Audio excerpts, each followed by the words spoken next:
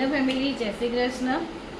અને થઈ ગયા છે 9:55, 10 વાગવા આવી ગયા છે ને આપણે હમણાં સાંજે ગયા હતા જુડિયોમાં. નીકળ્યા હતા 8:30 જેવું નીકળ્યા હતા ને 8:30 જેવું જ અમે નીકળ્યા હતા. તો પહેલાં ગયા હતા અમે જુડિયોમાં. તો જુડિયોમાંથી અમારે કાજલ લાવવાની હતી ને, તો જુડિયોમાંથી આ કાજલ લાવી હતી હું. અમે આ કાજલ જ વાપરીએ છીએ ઓલવેજ. પછી આ નેન્સી આ વખતે આઈલાઇનર લીધું છે જુડિયોનું, અને એક આ નેલ પોલિશ લીધી હતી જુડિયોની. આ કલર બહુ સરસ આવે છે, મને ગમે છે એટલે આ કલર જ હું વાપરું છું. બહુ સરસ કલર આવે. પછી જુડિયોમાંથી નીકળ્યા પછી અમે સેલમાં ગયા હતા. તો જો બધું પ્લાસ્ટિકનો સેલ આવે છે ને ત્યાં આગળ ગયા હતા. તો એમાંથી હું આ સાવણો લાવી, ચોકડીનો સાવણો, અને ખલાસ થઈ ગયો હતો એટલે મેં એવું ચલો એક સાવણો લઈ લઈએ. તો જુઓ કેવો મસ્ત સાવણો છે. પછી આ લાયા હતા જો રિયલના સેવ મમરા તીખા, એક પેકેટ 10 રૂપિયાવાળું છે. હું શાક લાવી હતી કાલ માટે, પરવળ લાવી હતું ને, થોડી કાકડી લીધી હતી 10 રૂપિયાની.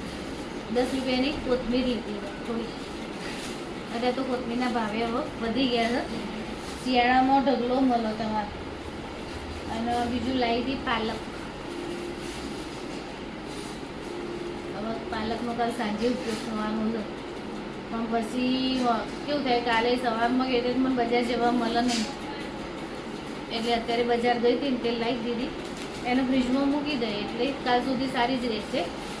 અને બીજું કેરી તો આપણે લાવવાની જ હોય, તે લાઈન મૂકી દીધી છે. એ થઈ ગઈ છે બીજા દિવસની સવાર. તો આપણે સેવા પૂજા એ સરસ ભગવાનની કરી દીધી હતી. હેલો ફેમિલી, ગુડ મોર્નિંગ, જય શ્રી કૃષ્ણ, જય બહુચરમાં. કેમ છો બધા? આઈ હોપ તમે બધા જ મજામાં હશો. અમે પણ મજામાં છીએ. અને મારા પ્રભુના ચરણોમાં પ્રાર્થના છે કે તમે ને તમારો પરિવાર ખૂબ જ સુખી હોય, સ્વસ્થ હોય અને સુરક્ષિત હોય. તો આજે થઈ ગયો છે શનિવાર, 6ઠી જૂન, અને આજે છઠ. તો સવારનો ટાઈમ થઈ ગયો છે આપણો. રસોઈમાં રોટલીનો લોટે બાંધી દીધો છે, રસ કાઢી મૂકી દીધો છે. અને નેન્સી હવે પરવર સમારવા માટે બેઠી છે. તે કેમ કે હું પરવર કેમ કે મમ્મી સમારી રાખું પછી વઘારીશું. તો મેં કીધું ચલો પહેલાં બધા તમને જય શ્રી કૃષ્ણ કહી દઉં, પછી આપણે આગળ કામ ચાલુ કરીએ. તો તમે બધા જ કન્ટિન્યુ રહેજો કે આપણે આગળ શું કરીએ છીએ તમને બતાવતી જઈશ.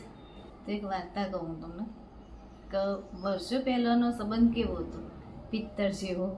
કે જ્યારે આપણે બધા મળીએ, ભેગા થઈએ ત્યારે કેવું થાય કે આપણે જે આપણો સંબંધ હોય ને એના બધા ભેગા મળીને એ આપણા પિત્તરને ચમકાઈ દેતા.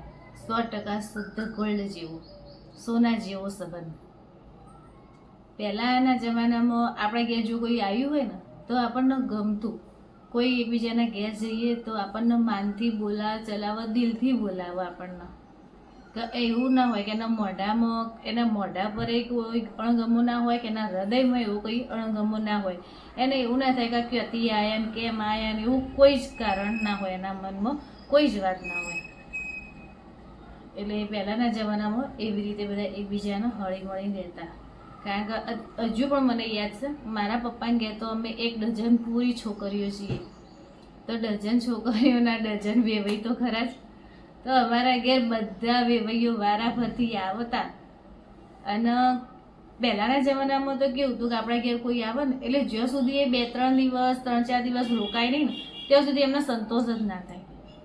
અને મારા પપ્પાને ઘેરે એવું જ થતું કે વેવાઈ આવે કે ગમે તે કોઈ આવે, જમાઈઓ આવે, બધાય, તો એ લોકો 1-2 દિવસ તો રોકાય જ નહીં. આવે એટલે 3-4 દિવસ તો રોકાવાનું જ. રાત્રે મોડા સુધી બધાને જાગવાનું, વાતો કરવાની બધાને. પછી રાત્રે પહેલાં તો મારા પપ્પાને એમને બીડી પીવાની આદત હતી. તો જે સામે વેવાઈ આવ્યા હોય ને એમને એવી આદત હોય તો મજા પડી જાય.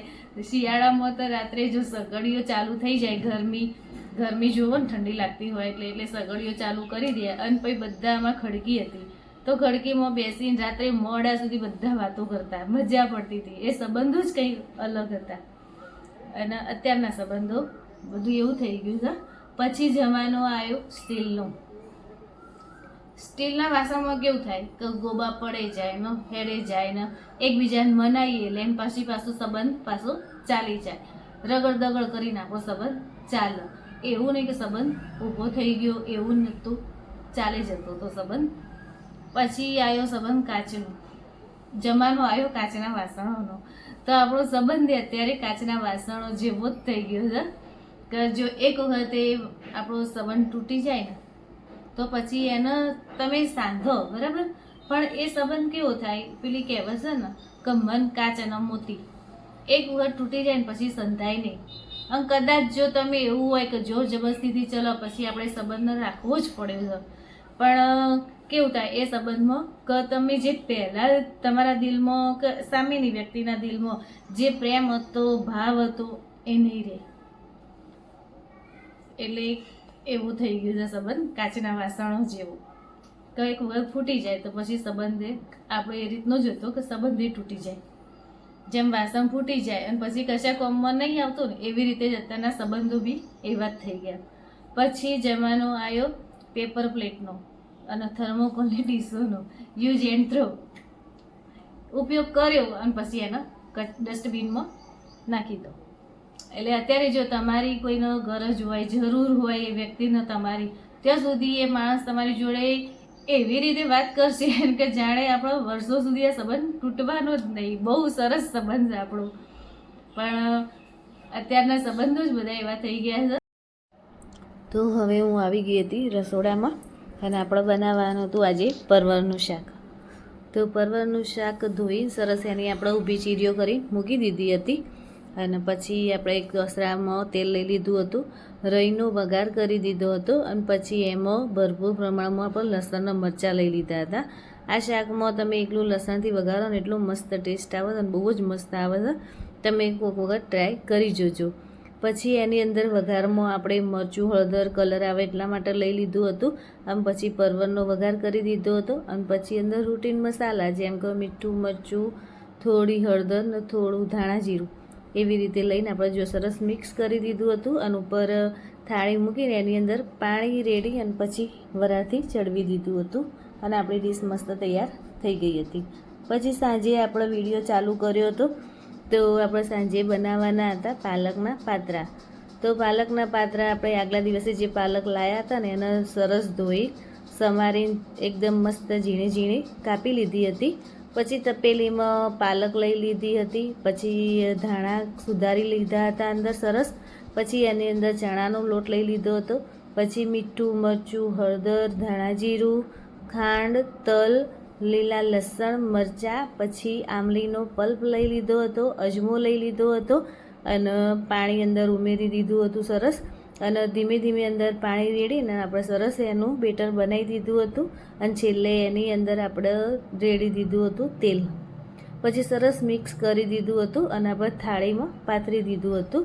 પછી આપણે મૂકી દીધા હતા ઢોકળા જેમ બાફીએ ને એવી રીતે જ એના બાફવા માટે મૂકી દીધા હતા અને સરસ એના પીસ કરી દીધા હતા. પણ વઘાર કરવાનો હતો ને એટલામાં અમારી મેમરી ફૂલ થઈ ગઈ હતી સ્ટોરેજ, એટલે વઘાર બતાવી નથી શક્યા અમે, એટલા માટે સોરી.